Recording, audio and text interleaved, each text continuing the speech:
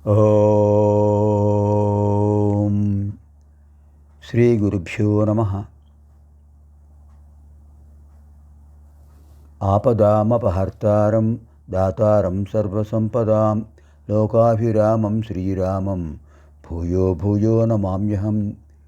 రామాయ రామభద్రాయ రామచంద్రాయ వేధసే రఘునాథాయ నాథాయ సీతాయా పతయే నమః. బుద్ధిర్బలం యశోధైర్యం నిర్భయత్వమరోగత అజాడ్యం వాక్పటుత్వం చ హనుమత్స్మరణాత్ భవేత్.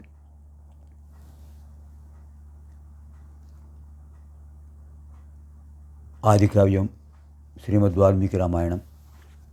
ఆదికవి వాల్మీకి మహర్షి. వేద ప్రాచేతసాదాసీత్ సాక్షాత్ రామాయణాత్మన. వేదతుల్యమైనటువంటి శ్రీమద్ వాల్మీకి రామాయణంలో బాలకాండలో ఇవాళ 6వ సర్గలో ఉన్న విశేషాలు తెలుసుకుందాం. దశరథ మహారాజు యొక్క పరిపాలనలో అయోధ్యానగరం ఎలా ఉన్నది, ఏమిటి ఆ వైభవం, ఇదంతా కూడా కుశలవుల గానంలో వస్తున్నటువంటి రామకథ. దశరథ మహారాజు వేదాలు, వేదాంగాలు, వేదార్థాలు తెలిసినవాడు. పండితులను, వీరులను ఎలా ఆదరించాలో తెలిసినవాడు. ప్రతాపవంతుడు. పౌరులను, గ్రామీణులను యథాశాస్త్రంగా ఆదరిస్తున్నాడు. అతిరథుడు అంటుంటారు ఆయన్ని. శాస్త్రోక్తంగా యజ్ఞాలు చేస్తుంటాడు. ధర్మకార్య నిరతుడు. ప్రజలనందరినీ కూడా చక్కగా పరిపాలించగల సమర్థుడు. ఇంకొక విశేషం, మహర్షితుల్య. మహర్షితుల్య అంటే మహర్షితో సమానుడు. ఎందుచేత? దశరథ మహారాజును రాజర్షి అంటారు. రాజ్య పరిపాలన ఆయన ధర్మం. విరామ సమయాల్లో తపస్సు చేయడం కూడా ధర్మంగా పెట్టుకున్నాడు. రాజధర్మం, ఋషిధర్మం రెండింటినీ నిర్వహిస్తూ రాజర్షి అని పేరు పొందాడు. ముల్లోకాల్లోనూ ప్రసిద్ధుడు. కారణం ఏమిటి? దేవేంద్రుడు కూడా దేవదానవ యుద్ధ సమయంలో దశరథుడిని తనకు సహాయం చేయమని పిలుస్తుంటాడు, ఆహ్వానిస్తుంటాడు. రథ, గజ, అశ్వ, పదాతి దళములు కలిగినటువంటి వాడు. చతురంగ బలాలు. అతని మిత్రులందరూ కూడా సుప్రసిద్ధులు. అతని పట్ల ఆదరణ కలిగిన వాళ్ళు. వైవస్వతో మనుర్నామ ఆసీద్ రాజా పురా. సూర్యవంశంలో పూర్వం వైవస్వత మనువు అనే రాజు ఉండేవాడు. చతుర్దశ మనువుల్లో సప్తమ మనువు ఆయన. అదే అంటుంటాం మనం సంకల్పంలో. ఏం చెప్తాం? అద్య బ్రహ్మణ ద్వితీయ పరార్థే శ్వేతవరాహకల్పే వైవస్వత మన్వంతరే అంటుంటాం. ఈ వైవస్వత మనువు చతుర్దశ మనువుల్లో 7వ మనువుగా ప్రసిద్ధి పొందాడు. సూర్యవంశ పరిపాలకుల్లో మొదటివాడు. సూర్యవంశ పరిపాలన, సూర్యవంశ క్షత్రియ పరిపాలన ఈయంతోనే ప్రారంభమైంది. ఆ వైవస్వత మనువు కృతయుగంలో ఎలా పరిపాలించాడో ఇప్పుడు దశరథుడు కూడా అలాగే పరిపాలిస్తున్నాడు రాజ్యాన్ని. సత్యసంధుడు, నిరతుడు. ధర్మపూర్వకమైన అర్థాన్ని, ధర్మపూర్వకమైన కామాన్ని నిర్వహిస్తూ ప్రసిద్ధి పొందినవాడు.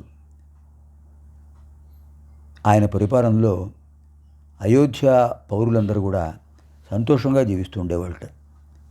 అందరూ ధర్మాత్ములే. యథా రాజా తథా ప్రజా, యథా రాజా తథా ప్రజా. రాజు ఎలా ఉంటాడో ప్రజలు అలాగే ఉంటారు. రాజు ధర్మాత్ముడైతే ప్రజలు ధర్మాత్ములే.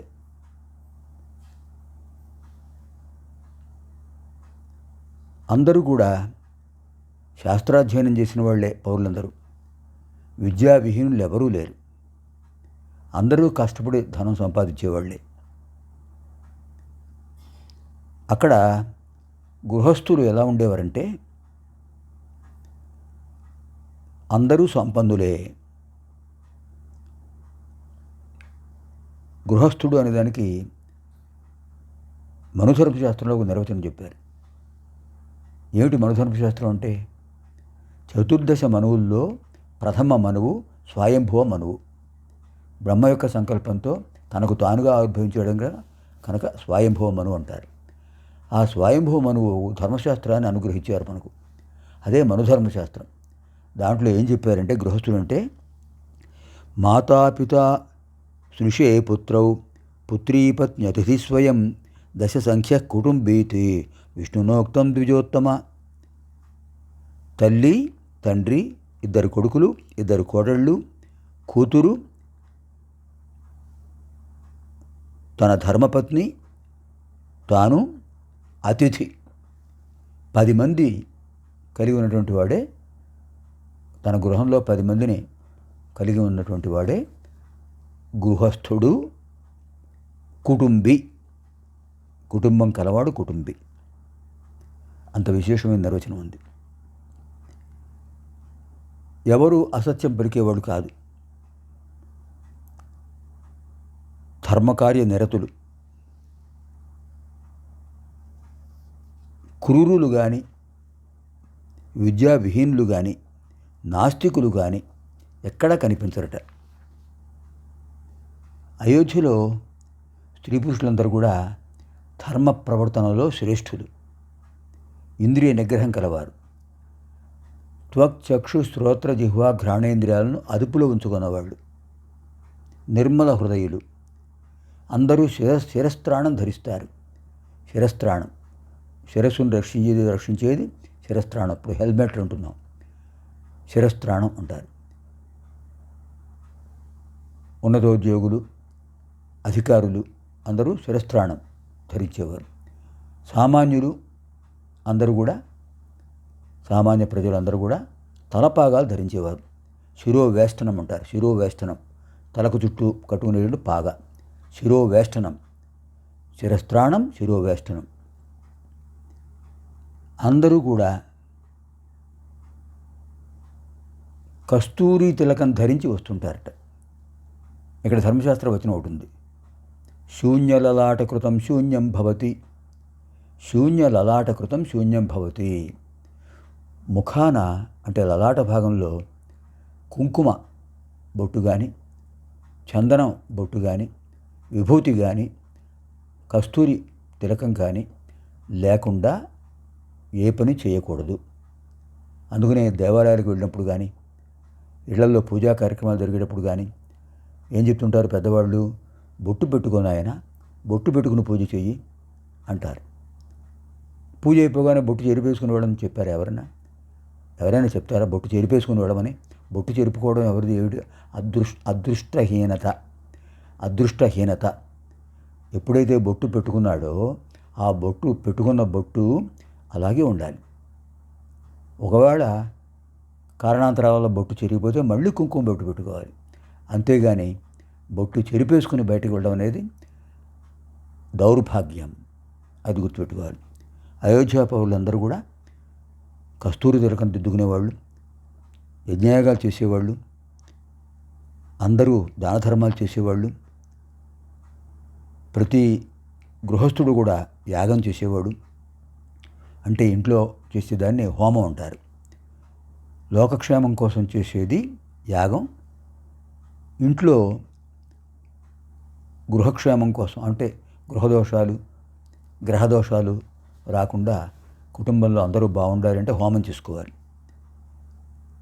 ఆవు నేతితో నవధాన్యాలను అలాగే మూలికలను అగ్నిహోత్రుడికి ఆహుతి చేయాలి. దానివల్ల వచ్చే పొగ హోమధూమం కాలుష్యాన్ని నివారిస్తుంది. ఇంకా అక్కడ ఉన్నటువంటి జానపదులు కూడా, జానపదులు అంటే పల్లెటూరు వాళ్ళు, గ్రామీణులు, వాళ్ళు కూడా షడంగ వేద విదుషులు. అంటే శిక్షా వ్యాకరణం ఛందో నిరుక్తం జ్యోతిషం తథా కల్పశ్చేతి షడంగాని వేదస్య ఆహుర్మనీషిణ. శిక్ష, వ్యాకరణం, ఛందస్సు, నిరుక్తం, జ్యోతిషం, కల్పం, ఈ ఆరిటిని వేదాంగములు అంటారు. వేదములు వేదాంగములు కూడా చదువుకున్నవాడేట గ్రామస్తులు కూడా. స్త్రీ పురుషులు అందరూ కూడా కాంతిమంతులు, తేజవంతులు. ఆ నగరంలో చాతుర్వర్ణ్యం కూడా వాళ్ళ ధర్మాన్ని వాళ్ళు నిర్వహిస్తూ ఉండేవాళ్ళట. ఇంకా అక్కడ ఉన్నటువంటి వీరులు సామాన్యులు కాదండి. తనను తాను రక్షించుకుంటూ తన ప్రజలను కూడా రక్షించగల శక్తి సామర్థ్యాలు కలిగిన వాళ్ళే అక్కడ వీరులు. మహారాజు అంతటి వాడు, వీరులు అంతటి వాళ్ళే. ఇంకా అందరూ శస్త్రాస్త్ర విద్యల్లో పారంగతులు. అవసరమైతే ప్రతి గృహస్థుడు కూడా యుద్ధానికి బయలుదేరతాడట. కాంభోజ దేశపు జాతి గుర్రాలు ఉంటాయి అక్కడ. బాహ్రిక దేశానికి చెందిన ఉత్తమమైన అశ్వములు ఉంటాయి. వనాయు రాజ్యంలో పుట్టినటువంటి మేలుజాతి గుర్రాలు ఉంటాయి. సింధు దేశంలో జన్మించినటువంటి గుర్రాలు చాలా విశేషమైనవి, అలాంటివి ఉంటాయట. ఉచ్చైశ్ర వంశం లాంటిది గుర్రాలు. ఇంకా అక్కడ ఉండే ఏనుగులు దిగ్గజాలు లాంటివి, మత్త మాతంగములు అంటారు వాటిని. ఇవన్నీ కూడా మహాపద్మజాతికి చెందిన ఏనుగులట. ఇలాంటివన్నీ కనిపిస్తున్నాయి ఇక్కడ. ఇంకా రథాలు అద్భుతంగా ఉంటాయి. దశరథుడి రథం అయితే రథం దశ దిశల్లో ప్రయాణిస్తుంది. దశ దిశల్లో ప్రయాణించగల రథం కలిగిన వాడే దశరథుడు. ఏమిటి దశ దిశలు? తూర్పు, ఆగ్నేయం, దక్షిణం, నైరుతి, పశ్చిమం, వాయవ్యం, ఉత్తరం, ఈశాన్యం, ఊర్ధ్వదిశ, అధోదిశ. అంచేత ఆయన దశరథుడు. ఇంకా ఆ నగరం, అయోధ్య నగరం 2 యోజనాల మేర, 2 యోజనాలు, యోజనం అంటే 8 మైళ్ళు, మైలు అంటే 1.6 కిలోమీటర్లు, 2 యోజనాల మేర వ్యాపించి ఉన్నది. యోద్ధుం అశక్య అయోధ్య. యోద్ధుం అశక్య అయోధ్య వైవస్వతమును నిర్మించినటువంటి అద్భుతమైన నగరం.